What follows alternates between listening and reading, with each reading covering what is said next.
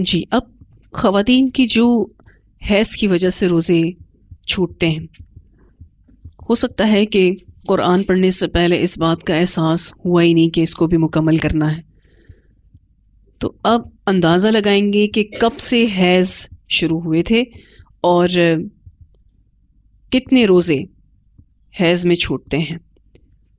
جو عادت ہر عورت کی اس کو معلوم ہوتی ہے، اس کو کاؤنٹ کرنا ہے ہر سال کے اعتبار سے، ٹوٹل کر کے پھر اس کو تھوڑا تھوڑا کر کے رکھنا ہے۔ میری ایسی بھی خواتین سے اس حوالے سے بات چیت ہوئی ہے جن کے سینکڑوں کی تعداد میں ہو چکے ہیں کہ جس کی ادائیگی باقی ہے، تو پھر میں ان کو یہی کہہ رہی ہوتی ہوں کہ تھوڑا تھوڑا کر کے رکھنا شروع کریں اور تھوڑا تھوڑا کر کے فدیہ بھی دینا شروع کریں۔ جیسے کہ اللہ وسعت دے تو 5 روزوں کا فدیہ، 10 روزوں کا فدیہ بھی دیں اور 4 5 روزے ہر مہینے رکھنا بھی شروع کریں، کیونکہ اگر سینکڑوں میں کسی عورت کے روزوں کی تعداد آ چکی تو اس سے یہ بات کا اندازہ ہوتا ہے کہ وہ خاتون ایج میں بھی زیادہ ہو گئی ہیں۔ اب اتنے سارے روزوں کو فوری طور پر رکھنا مشکل ہے، تو میں ان کو یہی کہتی ہوں کہ آپ کچھ روزوں کا فدیہ دینا شروع کریں اور کچھ آپ رکھنا شروع کریں۔ اگر ہم نے اپنی زندگی میں اپنے ان قضا روزوں کو پورا نہیں کیا تو آپ کو پتہ ہے یہ کس پر شفٹ ہوں گے ہمارے مرنے کے بعد؟ ہماری اولاد پر،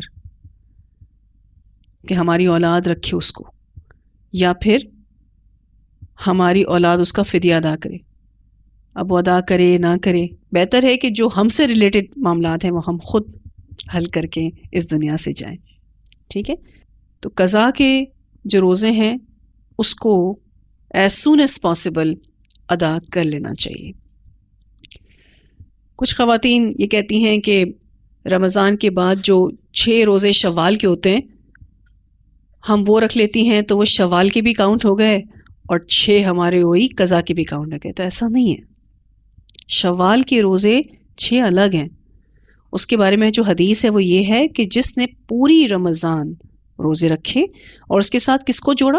شوال کے ان 6 روزوں کو جوڑا، تو وہ ایسا ہے گویا اس نے پورا سال روزہ رکھا۔ وہ اس طرح سے کہ اگر رمضان کے روزے 30 ہیں اور شوال کے 6 ملا کے 36 ہو جاتے ہیں تو ملٹیپلائی بائی 10 کر دیں تو 360 ہو جائیں گے۔ تو چونکہ اسلامک ایئر یا تو 360 کا ہوتا ہے یا پھر 359 کا ہوتا ہے، ایون 356 کا بھی ہوتا ہے، یعنی اسلامک ایئر یا تو 360 دنوں کا ہوتا ہے یا پھر اس سے کم پہ جا کے 356 دن کا ہوتا ہے۔ تو جو رمضان کے مکمل روزے رکھے پھر اس کے بعد 6 روزے شوال کے رکھے تو اس کے لیے یہ بات کہی گئی کہ گویا اس نے سارے سال کے روزے رکھے، ٹھیک ہے؟ اب جیسے آپ رمضان کے روزے رکھتی ہیں، آپ کے 6-7 روزے حیض کی وجہ سے چھوٹ گئے، اب آپ کیا کریں کہ شوال کے 6 روزے رکھ لیں اور پھر اس کے بعد 1-2 روزے حیض سے ریلیٹڈ بھی رکھ لیں، ٹھیک ہے؟ شوال کے روزے پہلے رکھ لیں کیونکہ شوال گزر جائے گا تو پھر وہ آگے نہیں آئے گا، لیکن حیض کے روزے رکھنے کے لیے آپ کے پاس اگلی رمضان سے پہلے تک کا ٹائم ہے۔ حضرت عائشہ رضی اللہ تعالیٰ عنہا جو ہیں وہ اپنے حیض میں چھوٹے ہوئے روزوں کو شعبان میں کمپلیٹ کرتی تھیں، جو اگلے رمضان سے پہلے منتھ آتا ہے نا اس میں کمپلیٹ کرتی تھیں، لیکن یہ کہ پھر بھی آپ ایز سون ایز پاسبل اس کو کمپلیٹ کر لیں، ٹھیک ہے؟ تو کیا کریں گے، جیسے ہی رمضان کے روزے ختم ہوتے ہیں آپ فوری طور پر شوال کے روزے شروع کر دیں، ٹھیک ہے؟ شوال کے روزے ختم ہو جاتے ہیں تو آپ حیض کے چھوٹے ہوئے روزوں کی ابتدا شوال میں 1 رکھ کے یا 2 رکھ کے بھی کر لیں، پھر اس کے بعد جیسے جیسے آپ کو موقع ملے آپ اس کو مکمل کر سکتی ہیں، اس میں کوئی حرج کی بات نہیں ہے، لیکن کمپلیٹ کرنے ہیں۔ اب اگر آپ 9 اور 10 محرم کا روزہ رکھتی ہیں تو اس کی خاص ایک فضیلت بیان ہوتی ہے. اگر آپ اس میں قضا روزوں کو مکمل کرنا چاہتی ہیں تو پھر وہ قضا فرض روزے کی کمپلیشن ہے، ٹھیک ہے. اور اگر آپ نفل کے طور پر رکھنا چاہتی ہیں تو وہ نیتیں فرق ہیں. اسی لیے میں نے آپ کو بتایا تھا کہ اگر آپ نفل روزہ رکھے ہوئے ہیں تو وہ کسی بھی وقت کھولا جا سکتا ہے، لیکن اگر آپ نے قضا کو کمپلیٹ کرنے کے لیے روزہ رکھا ہوا ہے تو پھر اب آپ اس کو شرعی عذر کے بغیر نہیں کھول سکتے. اجر بھی فرق ہیں، ٹھیک ہے. یہاں پوچھا گیا ہے کہ فدیہ دینے کا معیار بتا دیں.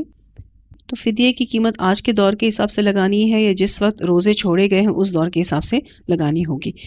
تو جب فدیہ دینے کا سینس آیا نا تو اسی دور کے حساب سے دیا جائے گا. اگر آپ بالفرض اس کو یوں سوچ لیں کہ جس دور میں وہ روزہ چھوٹا تھا اس دور کے حساب سے آپ فدیہ آج دیں تو وہ پیسے تو کچھ بنیں گے ہی نہیں. اس بات کا خیال رکھیں کہ بھئی جس دور میں آپ جی رہے ہیں نا اسی دور میں فدیہ دینا ہوگا تاکہ وہ جس کو بھی فدیہ دیا جاتا ہے وہ کام میں. اچھا، ایک اور سوال بھی آتا ہے کہ مسکین نہ ملنے کی صورت میں فدیہ مدرسے کو دیا جا سکتا ہے. تو ایسا نہیں، آپ مدرسے میں دیں گے تو یہ کہہ کر دیں گے کہ یہ فدیے کی رقم ہے اور آپ نے اس کو مساکین کو ہی دینا ہے. ایسا نہیں ہو سکتا کہ اس فدیے کی رقم کو آپ کسی اور مد میں خرچ کر دیں، یہ نہیں ہو سکتا. اور کیوں مسکین نہیں ملے گا؟ مسکین تو مل ہی جاتے ہیں. مسکین کسے کہتے ہیں؟ ایگزیکٹلی جس کی ضروریات کمپلیٹلی پوری نہ ہوتی ہو. مسکین نہ ملنے کی صورت میں فدیہ مدرسے کو دیا جا سکتا ہے، تو ایسا نہیں کیا جا سکتا. جیسے کہ میں نے آپ سے ذکر کیا کہ فدیہ جو ہے وہ آپ اپنی وسعت کے مطابق دیں گے. جو کھانے پینے کا معیار آپ کا خود کا ہے آپ اپنے روزے کا فدیہ اسی سٹینڈرڈ کے مطابق دیں گے. اس کا اندازہ آپ لگا سکتے ہیں بالفرض کہ اگر آپ ایک ٹائم کھانا کھاتے ہیں تو اس کی کیا قیمت بنتی ہے، ایک اندازہ آپ لگا لیں. اسی طرح سے جو آپ سحری کرتے ہیں آپ اس کا اندازہ لگا لیں کہ کتنی رقم بنتی ہے، اس کو پھر آپ پلس کر دیں دونوں کو، وہ آپ کے ایک روزے کا فدیہ بنتا ہے. تب ابھی ریسنٹ ہم نے کچھ اس طرح کا کیا تھا تو ایک فدیہ میرے خیال میں شاید 200 روپیز کا بنا تھا. ایک مڈل کلاس طبقہ جو ہے نا اس کا 200 روپیز کا ایک فدیہ بنا تھا. تو اگر وہ 5 روزوں کا دے تو کتنے ہو جائیں گے؟ 1000 ہو جائیں گے. اور اگر سینکڑوں میں کسی کے ہیں تو کافی بڑی رقم بن جاتی ہے. اسی لیے لوگ گریجولی بھی دیتے ہیں، تھوڑا تھوڑا کر کے بھی دیتے ہیں. جی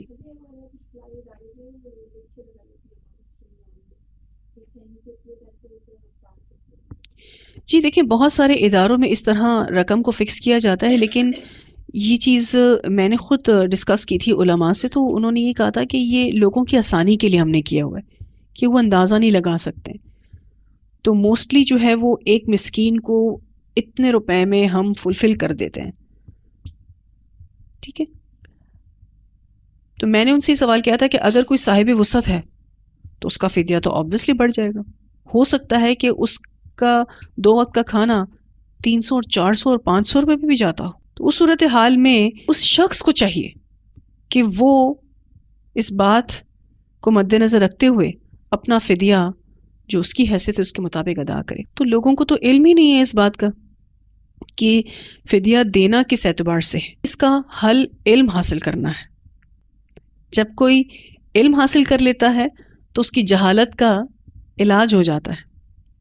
اب علم ہی نہیں ہے تو اب ہر کسی کو تو آپ کیلکولیشن نہیں بتائیں گے. پھر ایک کامن کیلکولیشن بتا دی جاتی ہے، ایک سرٹن اماؤنٹ بتا دی جاتی ہے کہ نہ کم ہے بہت اور نہ بہت زیادہ ہے. تو اللہ تعالیٰ جو کمی کوتاہی ہوگی اس کو پھر پورا کر دے گا. یعنی یہ حل نکالا گیا ہے اس کا کہ بہت کم رقم بھی نہیں بتائی جاتی اور بہت زیادہ بھی نہیں بتائی جاتی. جیسے اگر کوئی سرٹن اماؤنٹ بتائی گئی ہے کہ ایک فدیہ 150 روپے ہے، لیکن کسی کو ایسا لگتا ہے کہ نہیں میری جو خوراک ہے وہ 150 نہیں 300 کی ورتھ رکھتی ہے، تو وہ اس رقم میں اس کو پلس کر کے ادا کر دے. بالکل صحیح، ایسا کرنا بالکل ٹھیک ہے اور ایسا ہی کرنا چاہیے.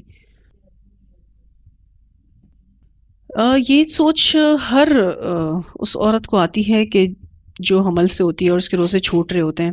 یہ سوچ ہر حاملہ عورت کو آتی ہے یا نفاس والی عورت کو آتی ہے جس کے ان ریزنز کی وجہ سے روزے چھوٹتے ہیں کہ میں اس کو رکھوں گی انشاءاللہ تعالیٰ، ٹھیک ہے، یہ سوچ اس کی ہوتی ہے. لیکن آپ دیکھیے کہ پریگننسی اور اسی طرح سے نفاس یا دودھ پلانا یہ ایسے مرحلے ہیں جس میں کافی ٹائم لگتا ہے. اب ایک عورت کا پورا مہینہ رمضان کا قضا پر شفٹ ہو گیا پریگننسی کی وجہ سے، پھر اس کی ڈیلیوری ہوئی تو اگلے سال وہ رمضان کے روزے کیوں نہیں رکھ سکی؟ کیونکہ اب وہ دودھ پلا رہی ہے. اب 2 رمضانیں قضا پر جا رہی ہیں، 60 روزے ہو گئے، ٹھیک ہے. رضاعت کی مدت 2 سال ہے، اگلی رمضان بھی وہ دودھ ہی پلا رہی ہے، کچھ فزیکل ایشوز کی وجہ سے وہ نہیں رکھ سکی، تو 3 رمضانیں قضا ہو گئی. آسان ہے قضا دینا، 90 روزے ہو گئے، ٹھیک ہے. چلیں، وہ کہتی ہے میں رکھوں گی اس کو، بے شک، لیکن ہم گائیڈ کرتے ہیں اس اعتبار سے کہ موت کا کوئی بھروسہ نہیں. آپ نہیں ادا کریں گے تو آپ کے مرنے کے بعد ظاہر ہے آپ کی اولاد پر ہی چیز شفٹ ہوتی ہے. بہتر ہے اپنی زندگی میں اس کو ادا کر دے.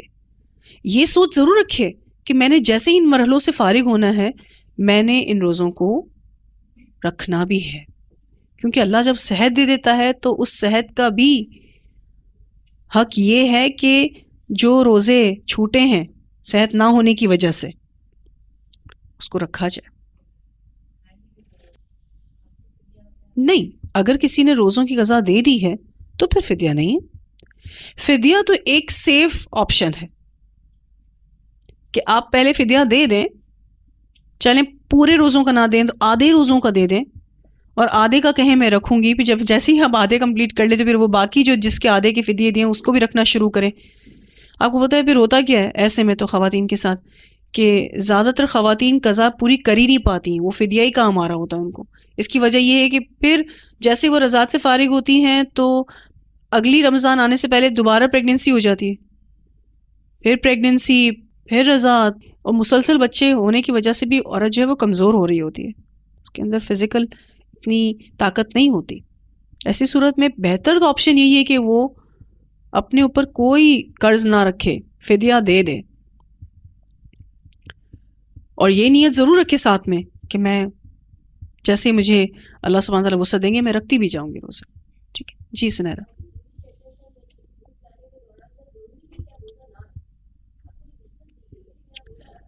obviously پریگننسی ہو، رضاعت ہو، ٹھیک ہے، اس میں تو آپ کے پاس 2 آپشنس ہیں. اگر آپ فزیکلی اپنے آپ کو اسٹرانگ فیل کرتے ہیں تو آپ روزے رکھیے. کیوں؟ اللہ تعالیٰ کیا کہتے ہیں؟ وَأَن تَصُومُوا خَيْرٌ لَكُمْ إِن كُنتُمْ تَعْلَمُونَ. روزے جیسی تو چیز ہی نہیں ہے، لیکن یہ تب ہوگا جب آپ کو کوئی فزیکل ایشو ہو، آپ کو ڈاکٹر ریکمینڈ نہ کرے روزے، آپ کے اندر ڈیفیشنسیز ہوں، ٹھیک ہے، ایسی ویکنیسز ہوں کہ جس سے آپ کی جان کو بھی خطرہ ہو، بچے کی جان کو بھی خطرہ ہو، تو پھر اللہ سبحانہ تعالیٰ کی رخصت سے فائدہ اٹھانا چاہیے. اجر میں تو کمی نہیں آئے گی نا، آپ فدیہ دے دیں تو بھی، اور اگر آپ بعد میں قضا پوری کریں تو بھی انشاءاللہ، ٹھیک ہے. لیکن حیض میں تو چھوٹتے ہی ہیں نا روزے، اور اسی طرح سے نفاس میں بھی چھوٹتے ہیں. اور نفاس کی آپ دیکھیں جو مدت ہے وہ کم از کم تو کتنے بھی دن ہو سکتی ہے، لیکن زیادہ سے زیادہ 40 دن کی بھی ہے. کم از کم دن تو 10 12 5 3 جو بھی ہو سکتے ہیں نفاس کے. لیکن وہ نفاس کسے کہتے ہیں؟ جو بچہ پیدا کرنے کے بعد خون جاری ہوتا ہے، ٹھیک ہے. حیض تو پیریڈس یعنی ہر منتھ عورت کو جو ایک خاص دنوں سے ایام سے گزرنا ہوتا ہے، اور نفاس وہ خون ہوتا ہے جو ڈیلیوری کے بعد یا ابورشن کے بعد جو خون جاری ہوتا ہے اس کو نفاس کہتے ہیں. تو اس کی کم از کم دنوں کی تعداد تو کوئی نہیں بتا سکتا، زیادہ سے زیادہ پھر 40 ہے، اس میں پوری رمضان بھی گزر جاتی ہے بسا اوقات. جی نہیں، نفاس کی جو مدت فکس کر دی گئی ہے وہ بھی غلط ہے، 40 دن، زیادہ سے زیادہ تعداد دنوں کی 40 ہے، ٹھیک ہے. حیض و نفاس کا فرق آپ کو پتہ ہونا چاہیے، ٹھیک ہے. حیض وہ خاص ایام جو ہر عورت پر گزرتے ہیں ہر مہینے، اور نفاس ڈیلیوری کے بعد جو خون جاری ہوتا ہے اس کو کہتے ہیں. اب اگر کسی عورت کو ابارشن بھی ہو جاتا ہے تو اس کے بعد بھی جو خون جاری ہوتا ہے وہ بھی نفاس ہی کہلاتا ہے. نفاس کے دنوں کی جو تعداد ہے وہ زیادہ سے زیادہ 40 دن ہے. کم از کم دن کتنے بھی ہو سکتے ہیں. ہمارے یہاں اس کے دنوں کی تعداد کو فکس کر لیا گیا ہے کہ جی 1.25 مہینہ یا 40 دن. یہ ایسی کوئی بات دین میں نہیں ہے. بہت اچھا سوال کیا آپ نے کہ اگر کسی عورت کو اپنے قضا شدہ روزوں کی گنتی بھول گئی ہے جس میں حیض کے دن بھی ہیں اور پھر نفاس کے دن بھی آئے اور اسی طرح سے اگر کوئی اور دودھ پلانے کی وجہ سے روزے چھوٹے، اس صورت حال میں وہ ایک اندازہ ضرور لگا لے. اندازہ لگائے گی تو وہ امید ہے کہ قریب تعداد تک پہنچ جائے گی. یہ چیز الحمدللہ خواتین کر لیتی ہیں. بالکل اندازہ لگا سکتی ہیں، قریب تعداد تک پہنچ جائیں گی. پھر اس حساب سے وہ اللہ سے ڈرتے ہوئے اپنے ان روزوں کی قضا دینا شروع کریں یا کچھ روزوں کا فدیہ دینا شروع کریں. پھر اس صورت میں اگر کوئی کمی کوتاہی رہ جائے گی تو اللہ سبحانہ تعالیٰ اس کے دیگر نفل روزوں سے اس کی کمپنسیشن کر دیں گے انشاءاللہ تعالیٰ. آپ کو پتہ ہے نا کل قیامت کے دن اگر آپ کی کوئی نماز چھوٹ گئی ہے یا آپ کا کوئی روزہ چھوٹ گیا ہے تو نوافل سے ہی اس کی کمپنسیشن کی جائے گی. ٹھیک ہے، لیکن ایسا کوئی عورت نہیں کہہ سکتی کہ میں بالکل اندازہ نہیں لگا سکتی. ایسا نہیں کوئی عورت کہہ سکتی. اندازہ تو لگا ہی سکتے ہیں، ایگزیکٹ نہیں تو اس تعداد کے قریب ہی صحیح. جی بیٹا آپ کچھ کہہ رہے تھے. نہیں، شوال کے 6 روزے آپ کنٹینیوسلی رکھیں ایسے کوئی شرط نہیں. شوال کے روزے مسلسل رکھنے کی کوئی شرط نہیں. آپ اس کو پورے شوال کے مہینے میں اپنی وسعت کے مطابق رکھ سکتے ہیں. کچھ لوگ یہ بھی کہتے ہیں کہ جی 2 شوال سے یعنی روزے رکھو تو آپ کو زیادہ اجر ملے گا. ایسی بھی کوئی بات نہیں. ٹھیک ہے، یہ شاید اس لیے کہہ دیا ہے لوگوں نے کہ چونکہ رمضان کے روزوں کی ایک ہیبٹ ڈیولپ ہوتی ہے تو لوگ چاہ رہے ہوتے ہیں کہ ایک دن عید کا گزار کے، کیونکہ آپ کو پتا ہے نا 1 شوال ہی صرف عید ہے. 2 شوال کوئی عید کا تصور نہیں ہے. دوسری عید، تیسری عید، چوتھی عید اور 10ویں عید ہم نے بنائی ہے اس میں، اس رمضان کے بعد کی عید میں. ٹھیک ہے، عید الاضحیٰ میں 4 عید کے دن ہیں. ٹھیک ہے، 10، 11، 12، 13 اور چاروں کھانے پینے کے دن ہیں. لیکن رمضان جیسے ہی ختم ہوتا ہے تو صرف عید کا دن ایک ہے، 1 شوال. اس دن آپ روزہ نہیں رکھ سکتے. 1 شوال کو آپ روزہ نہیں رکھ سکتے کیونکہ اس دن عید ہوتی ہے. ٹھیک ہے، پھر آپ 2 شوال سے شوال کے روزوں کو رکھ سکتے ہیں. لیکن اگر آپ اپنی فیملی کے ساتھ 2-3 دن گزارنا چاہتے ہیں، ایز عید اس کو سیلیبریٹ کرنا چاہتے ہیں تو کر لیں، پھر اس کے بعد سے رکھنا شروع کر دیں. پورا شوال کا مہینہ پڑا ہے، آپ نے اس میں کبھی بھی 6 روزے رکھے ہیں، آپ کو انشاءاللہ وہی اجر ملے گا. واضح ہے یہ آیات. چلیں الحمدللہ. وآخر دعوانا الحمدللہ رب العالمین. سبحانک اللہم و بحمدک نشہد ان لا الہ الا انت نستغفرک و نتوب الیک.